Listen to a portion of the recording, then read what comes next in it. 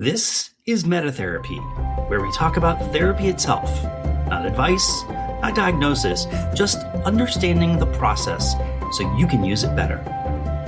Each episode of MetaTherapy is psychoeducation, not therapy. If something resonates, it's meant to be language you can bring back into your own work. This is MetaTherapy, the podcast where we don't just talk about mental health, we talk about how therapy actually works when real life gets involved. Today's episode is for anyone who thought they had themselves pretty well figured out and then became a mother.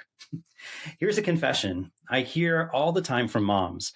I did years of therapy and then I became a mother and I completely fell apart. And so did my husband. Here's a confession I hear all the time from moms. I did years of therapy and then I became a mother and completely fell apart. So what if motherhood isn't the problem? And what if it's the thing that exposes the parts we were never taught how to care for? Today, we are talking about why becoming a parent can unleash shame, rage, and self-criticism, even if you're smart, resourced, and emotionally aware, and how healing while parenting is actually possible. My guest today is Dr. Angele Close, clinical psychologist, author, and mom of 3, who discovered the hard way that professional training does not exempt you from cultural myths about motherhood. Welcome. Her upcoming book, or actually her just released book, just hours ago released book, Unburdening Motherhood, brings internal family systems, which my clients know I love IFS, out of the therapy office and into real life parenting, especially for moms carrying guilt, shame, and impossible pressures of being good. You know, there's this myth that you're struggling as a mom and it means you're doing something wrong, that if you were healed enough, if you were regulated enough, if you were grateful enough, this would all be easier. So I'm going to start with you, Angele. When did you realize motherhood wasn't creating new problems, but activating old ones? Yeah, thanks for having me, Dominic. I'm going to say it was so right now I have 3 teenagers. So this was a few years ago. I'm going to say about 6 years ago. So when my firstborn son was of around 8 or 9 years old. So it was kind of the shift at the age where it was, quote unquote, I'm going to air quotes discipline because I have issues with that word discipline. But basically once my kids got to the age where I thought they should know better, they should listen to mom when mom says do this thing, and then they should just listen and do the thing. And this is kind of where things got tough. My firstborn is neurodiverse kiddo. So he doesn't, it took us some years to kind of figure out what was going on for him. But just to say at that time, he had really big feelings. And he didn't respond to traditional, typical parenting, authoritative type, interventions or parenting approaches. They just weren't working. And I was exhausted because I had 3. And this was, of course, during the COVID pandemic, where it all just became this perfect storm of, okay, now we're at home. I'm supposed to be the teacher and the mother.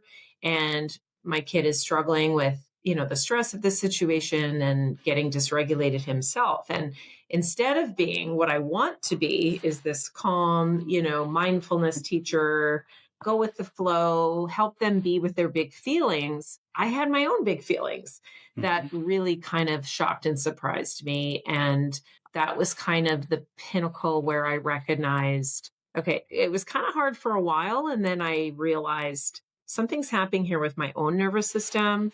And that sent me back into the therapy room myself as a client, because I was realizing that when he would have big anger, for instance, at the time, he would get these kind of angry rage episodes. And I found myself kind of freezing, kind of becoming, it was really one sort of family game of baseball.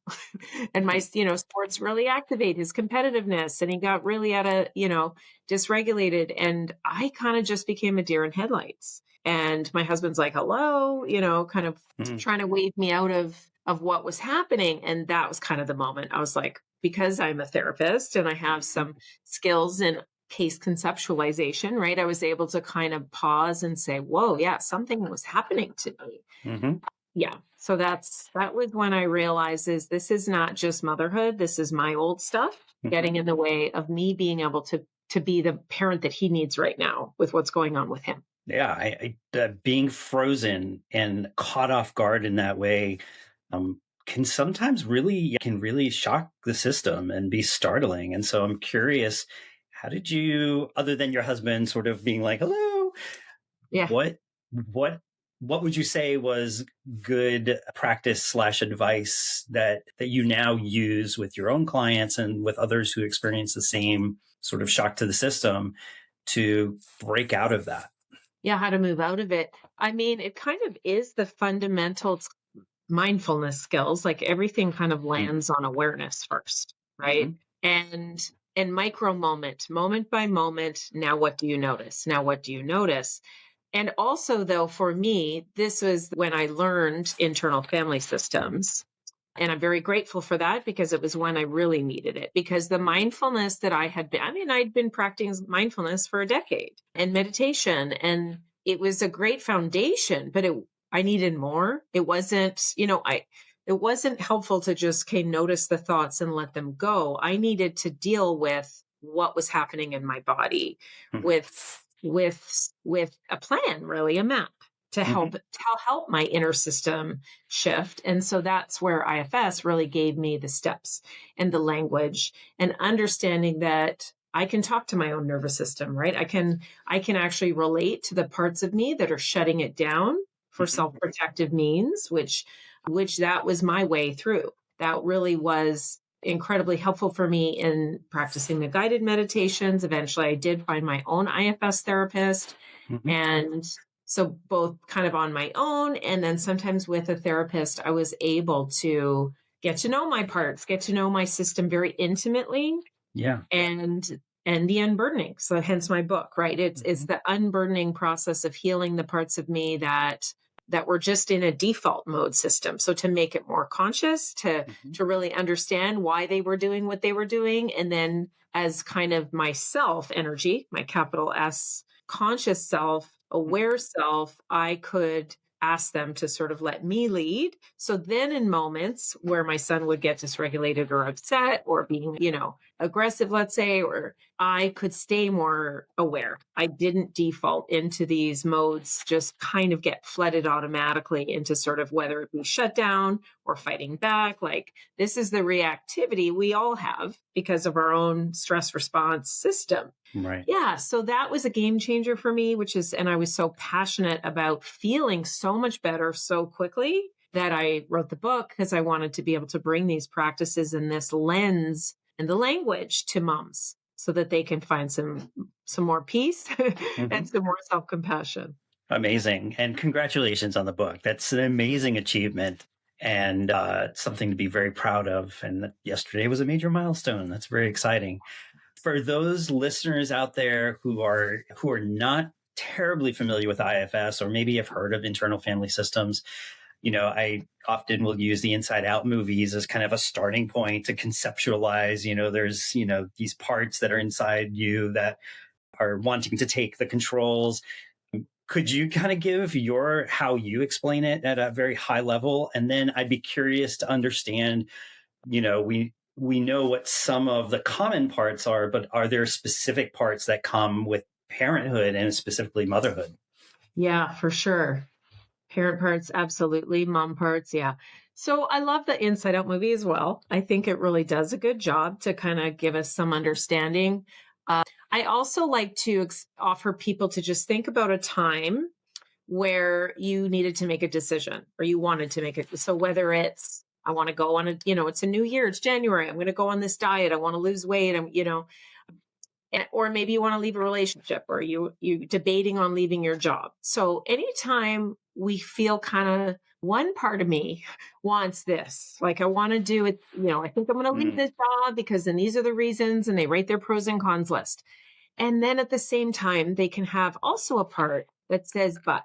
So this is an experience of the fact that we have different parts of us. So that's basically how we're hardwired. The human psyche isn't just one single personality that's always aligned. We have different capacities within us that helps us be very adaptive.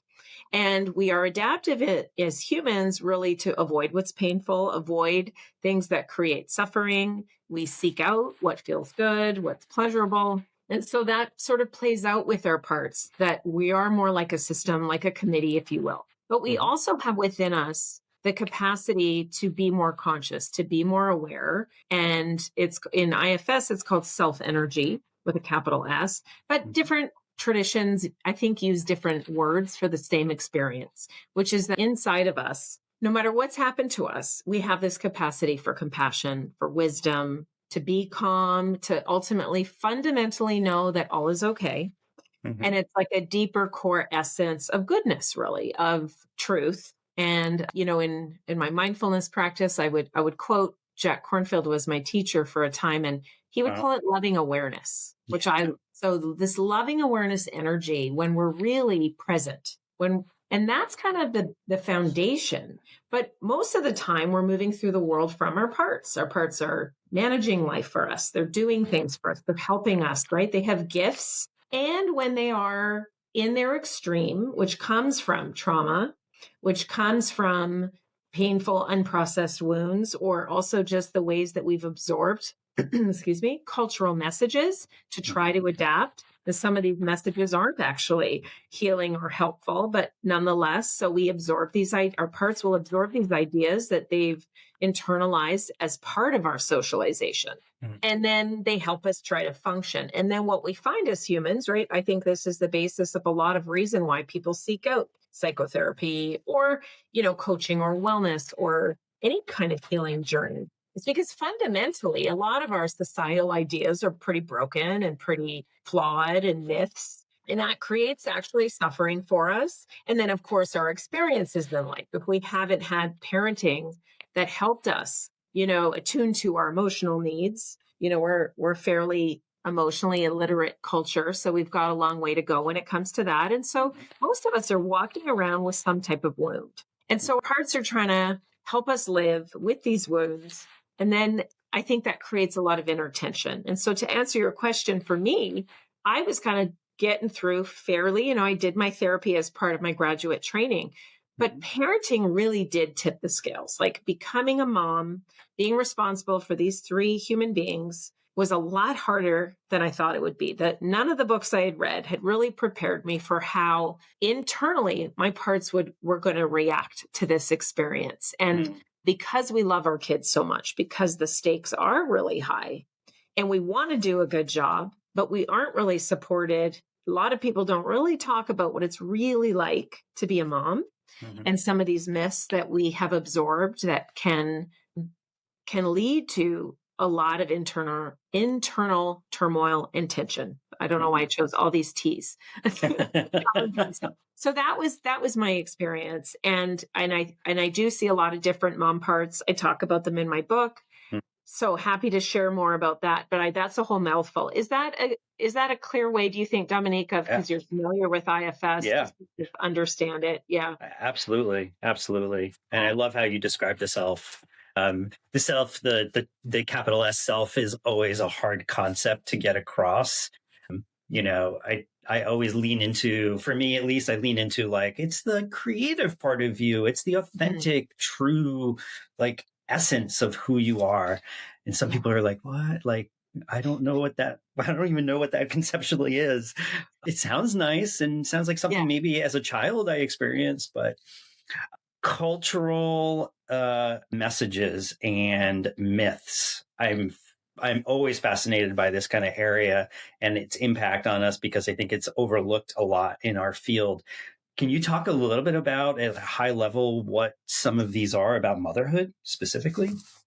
Sure, I would love to. Yeah, because these are things that I wasn't aware of after, it took me many years as a mom before I was really able to also take that critical lens and recognize, why am I being so hard on myself, for instance, right? So for me, and for a lot of moms, it does show up as self-blame and self-criticism, which is these ideas that have, somewhat shifted, but many haven't throughout our culture about what it means to be a quote unquote, a good mother. So a good mother is all self-sacrificing. A good mother loves all aspects of motherhood. So there's no sense of ambivalence or anger or frustration, right? She just is this idea that women are born to be mothers. Therefore, we're just naturally, it's all going to flow. We're going to know what to do and it's going to be great. The idea that we don't need help, that a good mom can take care of it all on her own. And the current modern day motherhood ideals of super mom, like we actually have this term that I've seen it float around, super mom, like we're supposed to be superhuman, which is an impossible expectation. And these ideas that it's going to, it's going to flow, it's going to be natural, we're going to be great at it, and we don't need help at it. And so what happens is, of course, that standard is impossible. And so when a mom feels ambivalence and doesn't love all aspects of motherhood, or if she feels like she's, totally depleting herself to meet this idea to be all self-sacrificing, or if she gets frustrated or angry, it all leads to her thinking, well, I'm just not doing a good job. I must be failing. This is, it's incredibly hard. No one, we have these ideas that it's not going to be so hard. Therefore, we think it's us. And shame leads to self-silencing, though. Like we don't want people to think I'm not a good mom. We fear others' judgment of it. And so it can leave a mom to feel really bad about herself, really stuck and alone with it. Absolutely. As you were describing that, I'm reminded recently, I won't say what kind of business, but I went to a local business that was co-owned by these new parents. They have an infant, beautiful, blonde, blue, it's just adorable. But the baby was crying nonstop. And this was like a customer facing kind of environment. Yeah. And it was clear that there was like a transition that was happening where mom was taking care of the infant and then dad came to get the infant to take the baby home. Yeah. And they both owned and were working this particular business. Anyway, she passes by me and I heard her mutter something like, just take him and get him out of here or something like that. Like she was so frustrated. And there was a part of me that was like kind of shocked at first, but then I was like, respect, like, yes, it is not easy. And have those feelings, experience that. And I think it's so easy for our culture to create these judgments about like, oh, that's terrible. You can't say something like that. And in truth, like, why not? It is such a hard responsibility. And, you're not getting much sleep at that stage. You're probably not getting very much sleep. And being able to check all the boxes of self-care is probably really, really difficult. Did you have any of those kinds of experiences, or are there any kind of experiences like that you encountered in your work that come to mind? Yeah, actually, as you share that story, an experience is popping up to me. One of the ways that we get these messages, and a lot of moms I've heard have been told this, is, enjoy every moment. And I remember one time being in the grocery store, my kids, I had, the 3 kids, and they were, maybe 5 and 3 and 2. And my oldest has ADHD. So he is, this is his playground, the grocery store. He is running around. We're in the produce section and they decide to wrestle, because that's a great time to wrestle when your mom's trying to grocery shop. And there was an older couple. So they were clearly, they had launched their children. I don't know if they were grandparents yet or not, but they were clearly older. And I was just frustrated. And of course, as a mom here in a public space, you're being watched. There's always a sense that people are gonna judge how you're parenting. So you're like in a bit of a fishbowl. And it was obvious I was kind of frustrated. And I'll never forget, they looked at me with these faces like, oh, enjoy. And they said this to me, just, it's so short, enjoy it. Like as if, but it didn't feel like passion for me, right? It felt like you're doing it wrong, mom, because but here they are from a very different vantage point. They're probably, they've launched their kids, they're missing and they're remembering fondly. But when you're in it, and I'm clearly struggling, I just remember it made me feel bad. It made me feel like I was doing it wrong because I was frustrated by my kids wrestling. And so a good mom would just enjoy it and appreciate it, you know? And I've heard from so many moms that these are the messages. This is how it lands for us. You know, it ends up, I know that wasn't their intention, right? But from where their vantage point is, they're totally not looking at me and my experience. And so it just comes off as like, you're failing, mom. You're not doing it. It's like another thing. I'm not enjoying it enough. And so it's really, really tough. That's not the message that moms need to hear. Oh, I just lost you, Dominic. Your volume. You must have touched something there. I have this new microphone and it is very sensitive. So, you talked a lot about guilt and shame earlier, and I'm curious about, if you don't mind going a little deeper with how IFS specifically, how that approach deals directly with that guilt and shame, and maybe just if there's like an example of a situation that, kind of comes to mind as it relates to how, maybe giving listeners a sense as to how does this even work? Like, what is this process like? Yeah, sure. I think, okay, so let's do that. And then before I do, I want to differentiate guilt and shame a little bit.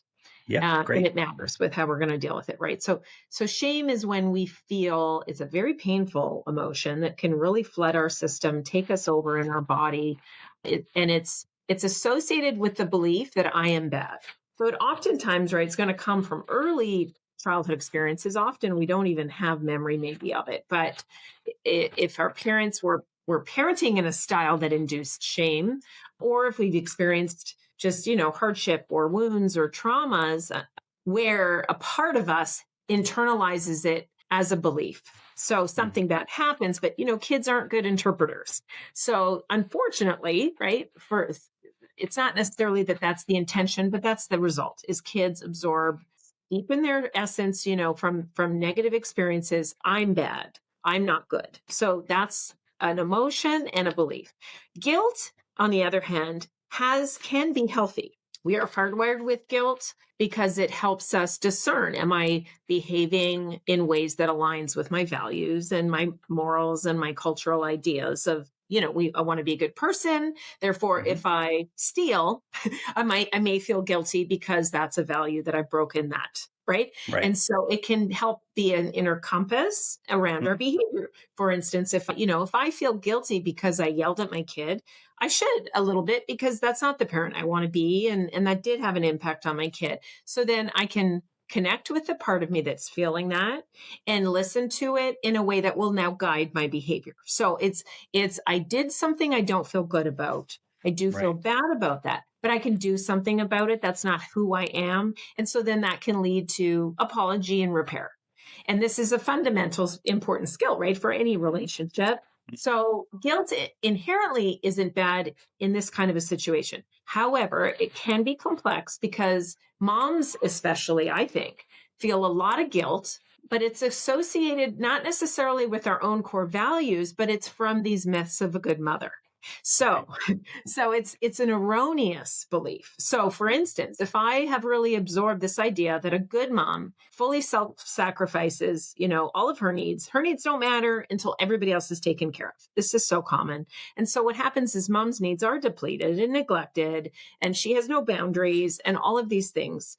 And so, for instance, she'll say, I feel guilty if a mom who does decide, okay, I'm going to carve out this day and I'm going to go out with my girlfriends or something. Right. I'm going to take a day for me. And now she feels guilty for it.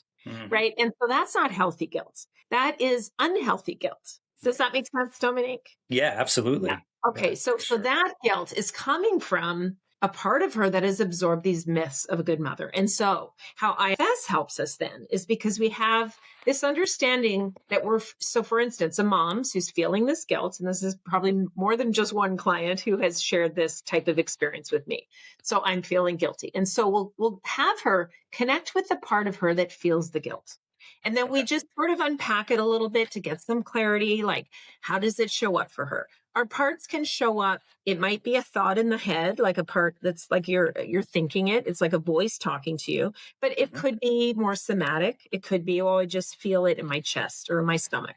Mm. Or sometimes, we just feel our parts are sort of even around us, like an energy outside of our body. Mm-hmm. Or it could be a mood and an emotion.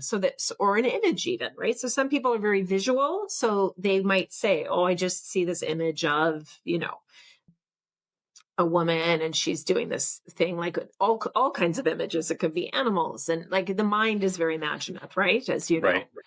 So then I'll say, okay, how is this guilt showing up for you? Because there are individual differences, right? So the client or the mom will explain to me how it's showing up. And then we just check and see, how do you feel towards that part? And that's where she can access a little more of that self energy. So she's now kind of, instead of being fully identified and sort of blended, what we say is blended with that part, she's got that space. That's the mindfulness piece. So the part is given her a bit of space where she can now relate to it. So it's like she is now the observer. She is the self energy who has more curiosity and the capacity to now understand this part of her that is holding this belief and this feeling of guilt. And so that's really the first step, right? Is just that awareness that comes from now being the observer of this part of you. And then in IFS, we just dialogue. We get to know it almost as if you're interviewing, you're getting to know another person. And so through that, that's where we get the insight. It's like, oh, so you're believing, where did you learn to believe this? And she might say, well, my mom used to do this, right? So this is where we learn these lessons, where we've absorbed these beliefs. And then there's that moment of, do you really believe that? And usually, sometimes that's enough for that sort of deconditioning, that unburdening process to even happen. It can just, as soon as we see, oh, wow, I've absorbed this myth and I guess I do believe that. That's the choice point where now the client can release that belief, can sort of unburden the part from believing that, because now we see that actually we disagree with that. Like as a conscious adult, this is the difference between kind of pulling out what we've absorbed in our subconscious, making it conscious, dialoguing with it, and then the mom can develop a new relationship with this part of her. So with the burden being released, it's like, okay, what do you believe? And now this becomes a very healing opportunity to sort of recognize what the role that part has been playing in her system can now shift and transform. And almost like, it seems like this almost mystical, magical, but it's a really profound shift that she doesn't now feel. So now going forward, as she's going to make choices to prioritize her need, she's not going to feel that strong pull of guilt anymore. Yeah, absolutely. Gosh, so many questions out of this, but let me start with this. So a lot of our listeners, this podcast is really focused mostly, or a large degree of it is about how do I, as a person who is in therapy and maybe already familiar with IFS or engaged in parts work, how do I take better advantage of that? Like, what are some of the things that would be helpful to sort of even maybe prepare? Like if you know you're going to you've met your therapist has been like, there's this thing called parts work and here's what it is. And we might be able to approach this problem using this tool or sets of tools. Any suggestions around like how clients can maximize their ability to use IFS work, and particularly with issues around motherhood? Yeah. Well, that's why I wrote my book, Dominic. So hopefully. Exactly. Good. They really want to learn, especially around motherhood. Then, my book is the first one out there that really takes IFS and looks at it with the experience of moms. Amazing. And our mom parts. So I would offer them that. And I include some guided meditations that, when you get the book and you can listen to them guided, because that helps. Also on my website, I do have it's kind of a free series of short videos that teaches IFS in practice. And so I guide, because once you get a few guided practices, then you're running. Then you can kind of, once you understand, right? Yeah. Then you can kind of really implement it on your own. And then you just kind of you might turn to yourself even for 5 minutes every morning to just, pause. You might close your eyes, go inside, check in. Who's here? What are the parts that are here? Maybe there's one that just says, oh my God, I'm so exhausted. That was the worst night. I didn't sleep. Okay. Right. You send it some care and you send it some compassion. So every moment, I mean, there's opportunities throughout our day, certainly in the morning or at night, like realistically that can fit into a mom's life, because I know moms don't have time. But Right. to connect with our inner parts doesn't take a lot of time. I mean, to do the full unburdening and some of the deeper healing, yes. But even just recognizing, oh, okay, a part of me, when I snapped at my kid, I was frustrated in that moment, which is a very common daily occurrence for moms. You can pause, check inside, ask that, okay, who's the part here that just kind of snapped at my kid and took over? And then you ask it, okay, what are you afraid of here? Because our protective parts usually have concerns and fears for us. Yeah. And that's kind of the question, just like, okay, what are you afraid is going to happen here? Well, if I'm yelling at my kid because he's not putting his shoes on, we're going to be late for school. And if we're late for school, then it's going to look like the school's going to think I'm a bad mom. Right. Or so it's just kind of like, well, our parts want to control our environment. This is why it's so common, because we can't actually control our children. And so this is why parenting is very difficult. But it can be eased a little bit when we connect with the parts of us that are trying really hard to control, say through yelling or getting mad. Right. If we can turn to, so for the mom to just check inside really quick, take a few deep breaths, and even just say to that part, oh yeah, this is hard. I see how hard you're trying to help the situation.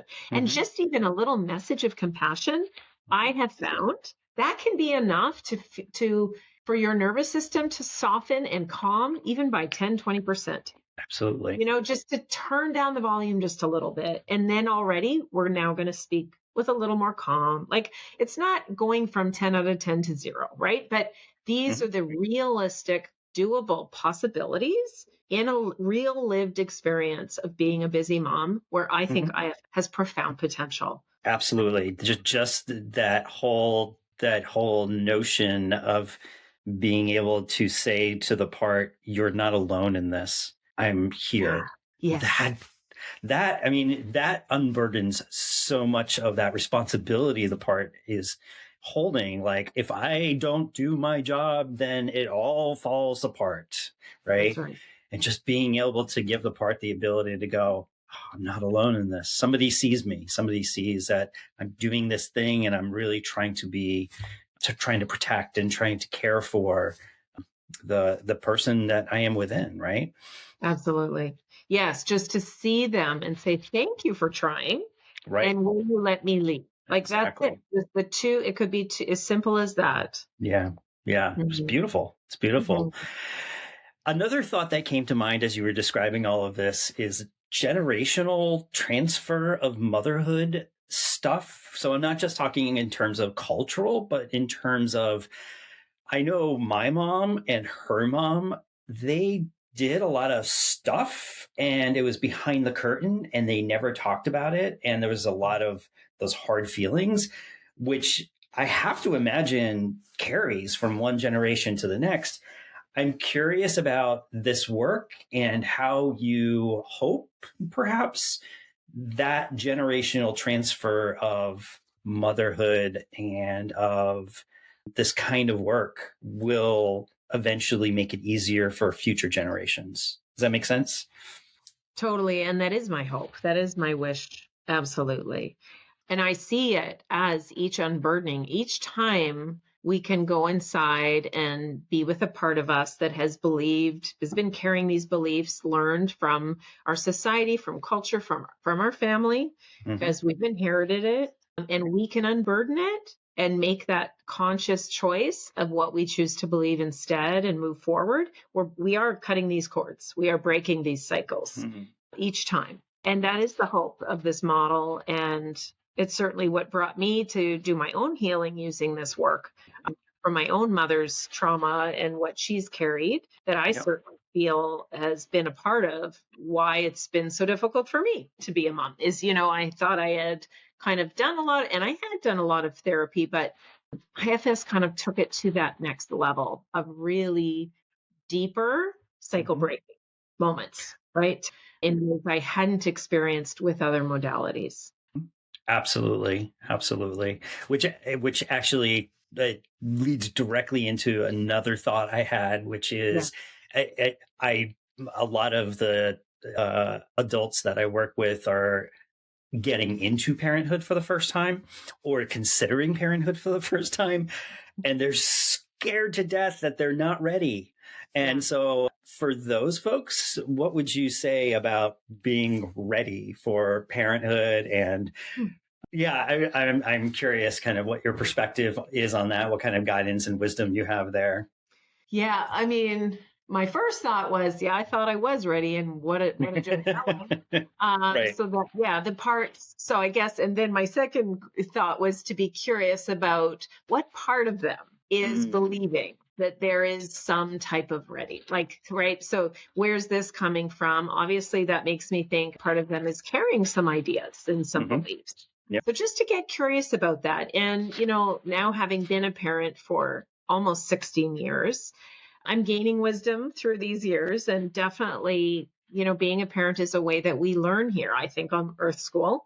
And I am gaining some wisdom slowly here through this journey of mothering my 3 kids. And the more I realize, number one, how little control we have, right? These old paradigms about, that the parent is the authority and has the control over the child. I mean, that is getting dissolved now in our culture, which is good, because it's just so not true, because that's basically just bullying and fear-based, authoritarianism, and that's not how we thrive as humans, I don't think. And so all that to say, I'm realizing that I think the greatest thing I've read a ton of parenting books through this journey, and I just keep landing on, the more I do my own healing and work, the better off my parenting is. And I just see that in my experience, because I have tried, okay, I'll read this one book and it gives me this script, or it gives me these tools. And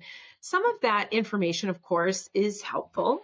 Sure. But at the end of the day, it's my relationship with my own parts that is what's helping me show up with my kids with greater connection, with more self-energy, so that they can flourish and our relationship is nourished and we stay connected and my kids thrive, versus doing something to them. It's really just, how can I show up as that person who is, collaborative and kind and compassionate and wise, but not enforcing, because, with kids, like, I just haven't been able to make them do anything. It's really about, how do I create the conditions in a relationship so that they can feel that they grow and can become their best self too. And so that's where I feel that's another layer of where I feel like IFS can help us. And I guess the thing I would say to people considering parenthood is, you're not going to be perfect at it, despite what you might have, right? So if you feel like, if I have all these things, I'll be ready. So I'd be curious what those things are. And then just say you won't, because it's a very, very messy experience, no matter how ready you think you are. It's going to challenge you in ways that you can't really anticipate. And that's part of the beauty and the gift, I think, is it really is, to me, parenting is a spiritual experience. Because nothing has made me grow or learn about myself more. Yeah, absolutely. So got to ask this. This is my journalistic brain talking, and I'm sure Richard Schwartz is not in the sidelines listening, but where and when have you had experiences where IFS just didn't land with a particular issue or problem in parenthood, or specifically motherhood? Oh, yeah, for sure. I mean, I'm still learning on that. So I think, where I'm at now is kind of integrating other little pieces that I personally need as a mom. So having a kid who's neurodiverse is very difficult. And when he is struggling, it really activates my nervous system. So I have started to branch beyond IFS, I would say, and look at more somatic training. And there are pieces that, just around, for instance, I need to move my body. Right. So that I recognize I feel better and more regulated in my nervous system. I just need to move. And that's not necessarily an IFS piece. That's like, if I go for a walk in the cold, fresh air, I feel different. So, it's not an only thing. Absolutely. And I'm pretty sure, Dick would agree that there are many, many ways that we heal. And I think we need We need lots, because depending on where we're going through and what is happening, we are a mind-body system. Yep. And for me, IFS is a lot. It really is kind of the chunkiest meat that helps me. But I also need to find, other little pieces in terms of am I really thriving, and am I really feeling at my best? Yeah. Yeah, absolutely. Yeah. Yeah. And I think I agree. I think the approach, I think the IFS training that I've had, and the approach is that this is complementary, just like any other modality that we use in the field. So I'm curious to ask you, Dominic, what if there's other pieces that land for you. I just would love to. I would have gone, if I had been asked the question, I would have gone to the exact same place. Okay. My clinical supervisor is a very big body work kind of guy. And so, and I think brilliantly so. I think it has so much wisdom. We, obviously we store so much in our body. Our brain doesn't store that sort of stuff. So that is the way in which we hold things that are difficult. Wow. So we're coming up on the hour soon, but I want to just pose the question, and you can reuse some of the stuff that you've mentioned already, but let's just say there's somebody out there, a new mother, tired, struggling, feeling broken, beaten, alone. Like, where does she start? Where does she find at least some relief? Yeah, for sure. Well, the first is I would want to tell her it's hard because it's hard. It's not hard because you're failing or doing anything wrong. Mm-hmm. That's the number one. Beautiful. To just drop any of that belief or sense that, it's hard because I'm doing something wrong. Motherhood is hard. It's the hardest thing. And there are times, as you mentioned, where literally like your fundamental needs for sleep and for eating and for exercise, you're not going to get. And so you're made to function on much fewer pistons than you need. Mm-hmm. And so for those early phases, to just give yourself a ton of grace around that. Mm-hmm. And then, different phases of motherhood, I would want to say different things, but certainly early motherhood, it's like that myth that you are supposed to do it all on your own is a killer. I would just want to say, get help. You need help. We need a village. It's kind of nuts the way our society has evolved in this way, that we're just these little nuclear families in our house. And if we ask for help, somehow that's, we're worried we're going to be perceived as not functioning, like this hyper independent hustle culture. And I think it's a real disservice to us. And so if you had to abolish certain myths and unburden them first, let's get rid of that one. Yeah. And just to say that you deserve help and you need it. And there's nothing wrong with you.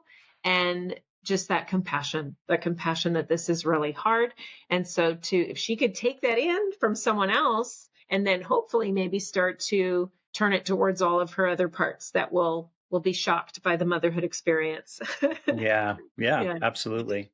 I think beautifully said. If somebody wants to learn more about you, about where your book is, how to access some of the materials you mentioned, can you give some of those details, the websites and things like that? Sure. Yeah. So my website is drangele.close.com, and that's where you can access the course, those free videos, and you can click to find the book there. The book now is available anywhere books are sold. So if you want to ask your local bookseller, you could certainly do that, as well as the big ones that carry it. And I would love to hear from people and see how it lands. If they try the videos or they have questions or just through their journey, they can contact me through my website too. Awesome. Well, thank you so much. This has been such a great learning just for me, and I'm sure to our listeners as well, and really appreciate the time that you've made for us. And I think you've done a brilliant job of naming the quiet suffering that so many mothers have and continue to endure, and for reminding us that compassion isn't a luxury, it's the work. It's actually the work that we're doing. And so to every mom listening, you're not broken. You're responding responding to pressure, and healing is allowed to happen right where you are. Thanks for joining us, and until next time.